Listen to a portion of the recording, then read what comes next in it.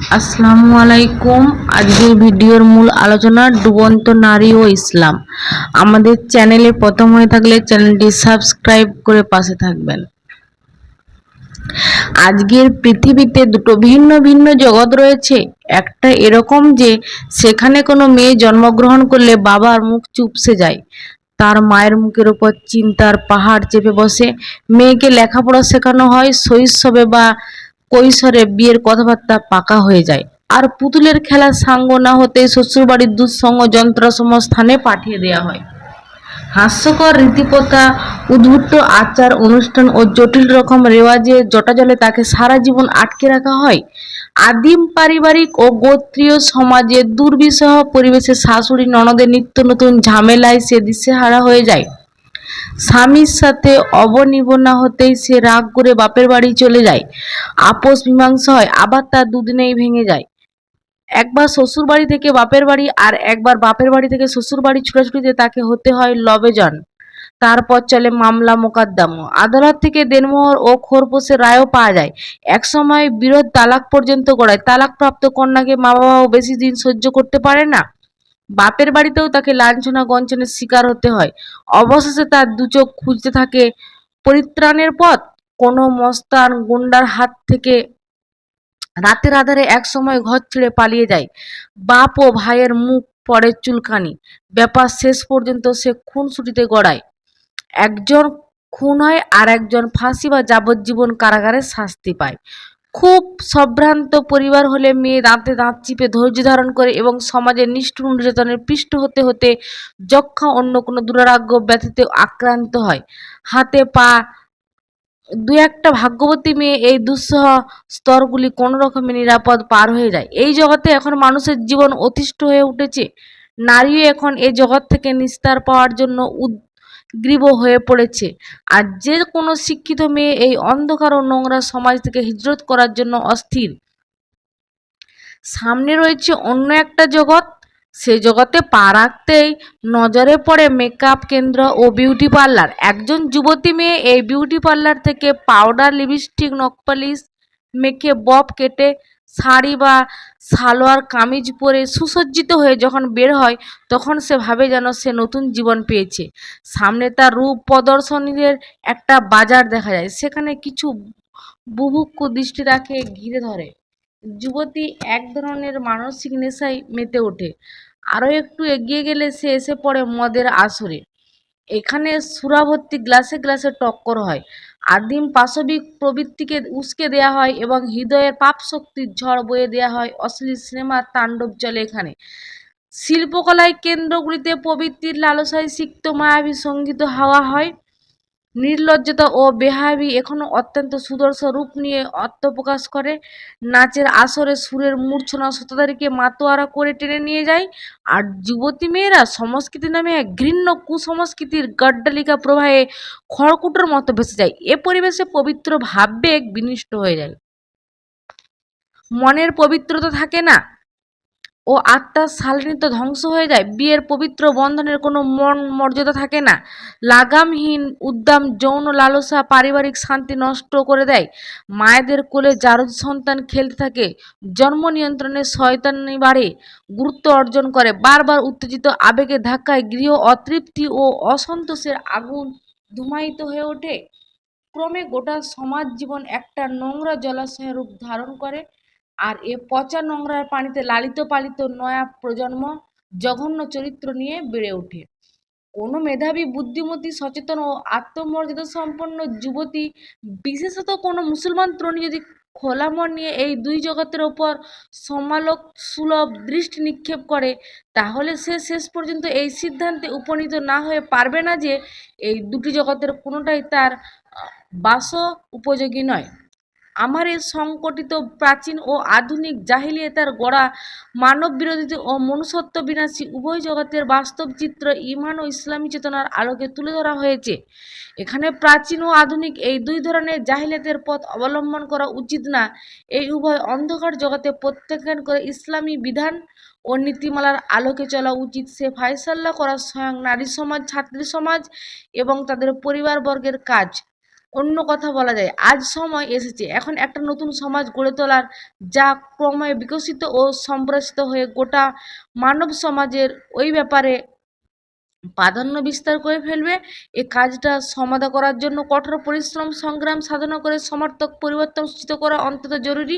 এক কথায় এটা হবে এক বৈপ্লবিক কর্মসূচি, যার জন্য পুরুষদের সাথে সাথে নারী ও ছাত্রীদেরকেও প্রাণস্তর চেষ্টা চালাতে হবে। মোট কথা নিজের ইহকাল ও পরকালের ভাগ্য কিভাবে গড়তে হবে সেটা এখন আপনারাই সিদ্ধান্তর অপেক্ষায়। একটা কাল্পনিক এই গল্পের সত্যটা হওয়ার একমাত্র প্রমাণ এই যে বাস্তব জীবনে এ ধরনের ঘটনাবলী হার সময় ঘটে থাকে।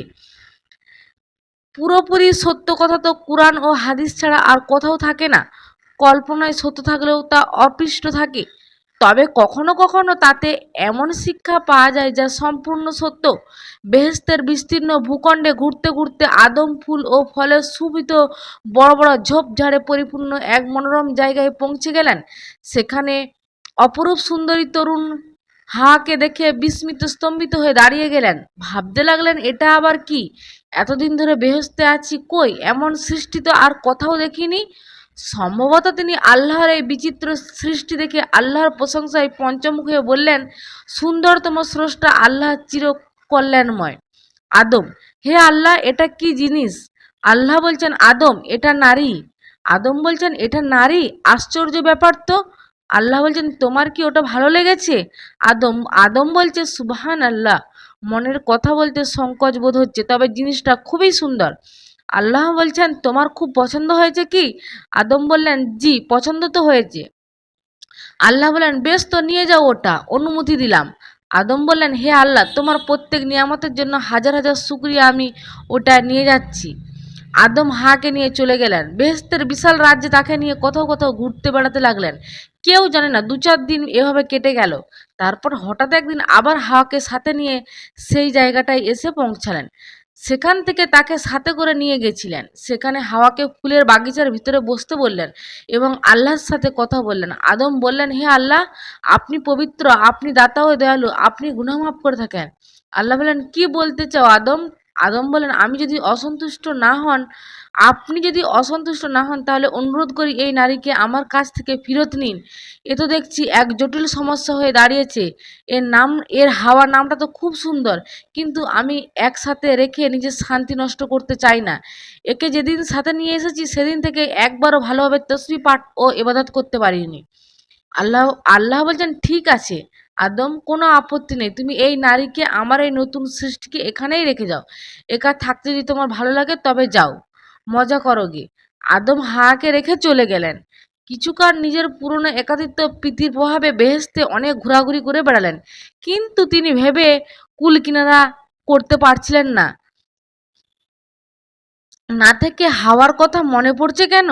তার মনে হচ্ছে হাওয়া তার হৃদয়ের ভিতরে বসে হাসছে এবং তাকে যেন ডাকছে। তিনি অনেক বিরক্তি প্রকাশ করলেন এবং নিজেকে ওই চিন্তা থেকে মুক্ত করার চেষ্টা করলেন, কিন্তু সর্বক্ষণ জিকিরে মগ্ন থাকা সত্ত্বেও হাওয়ায় স্মৃতি ও চিন্তা মন থেকে দূর হলো না।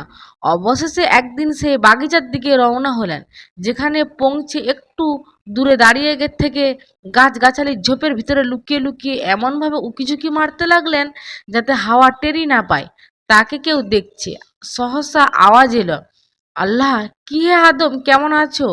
আদম বললেন, হে আল্লাহ, আপনার দয়া ও মহানুভবতার আমি আকণ্ঠ নিমজ্জিত। আপনার কৃতজ্ঞতা প্রকাশের উপযুক্ত ভাষা আমি খুঁজে পাচ্ছি না। আল্লাহ বললেন, আজ এদিকে এলে কি মনে করে? আদম বললেন, হে আল্লাহ, আপনি তো অন্তর্যামী, যাবতীয় গুপ্ত রহস্য আপনার জানা, ঘুরতে ঘুরতে এসে পড়লাম আর কি। আল্লাহ বললেন, এই জায়গাটার প্রতি তোমার কোনো আগ্রহ আছে কি? আদম বললেন, জি আল্লাহ, আমি একটু দেখতে এসেছিলাম সে কেমন আছে। হে আল্লাহ, তার নামটা যেন কি? হাওয়া। সে কোথায় থাকে এখন? সে বুঝি বেহেশতের অন্য কোনো এলাকায় ঘুরে বেড়াচ্ছে? আল্লাহ: না আদম, ঘোরাঘুরি করা তো তোমারই স্বভাব। আমি যে নারী সৃষ্টি করেছি তা এক জায়গাতেই বসে থাকে। আদম: তাহলে কি এখানেই আছে হে রাব্বুল আলামিন? আল্লাহ বললেন, হ্যাঁ, সে এখানেই আছে। তুমি একটু এগিয়ে আসো, তাকে দেখতে চাইলে দেখে যাও। সে এখন সিজদায় আছে। আদম আলাইসাল্লাম একটু সামনে এগিয়ে ফুল বাগিচার কাছে চলে গেলেন। হে আল্লাহ, আপনি পবিত্র, আপনি পরাক্রমশালী ও মহাজ্ঞানী। আল্লাহ বলছেন, দেখছো তো আদম? আদম বলছেন, জি, আপনার সৃষ্টি দেখি তা থেকে আপনার এই কথা শুনতে পাই। তোমাদের প্রভুর কোন নিয়ামতকে তোমরা অস্বীকার করবে? আল্লাহ বললেন, তুমি বোধহয় ওই মহিলাকে আবার নিয়ে যেতে চাও। আদম বললেন, ঠিক আছে আল্লাহ, আমি মর্জি যদি হয়ে থাকি তবে আমি নিয়ে যাই। ওঠো হাওয়া, চলো যাই। আল্লাহ, শোনো আদম, হাওয়াও শোনো, তোমাদের পরস্পরের মিল মহব্বতের সাথে থাকা এবং একে অপরকে সন্তুষ্ট রাখাও এবাদতের আওতাভুক্ত। যাও, সুখে থাকো। উভয়ের পরস্পরের হাত ধরে চলে গেলেন। নারী সমাজের জন্য একটা গুরুত্বপূর্ণ প্রশ্ন, আমাদের সমাজ এত ফিতনা, ফাসাদ আর এত গোলমাল কেন? হত্যা, লুটতরাজ, খেয়ানত, বেইনসাফি, হিংসা, হানাহানি এবং সত্য ও ন্যায়ের অবমাননা থেকে মুক্তি পাওয়ার জন্য আমাদের কি করা উচিত? আমাদের করণীয় এই যে প্রতিটি ক্ষেত্রে ভালো ও সৎ মানুষকে সামনে এনে নেতা বানাতে হবে।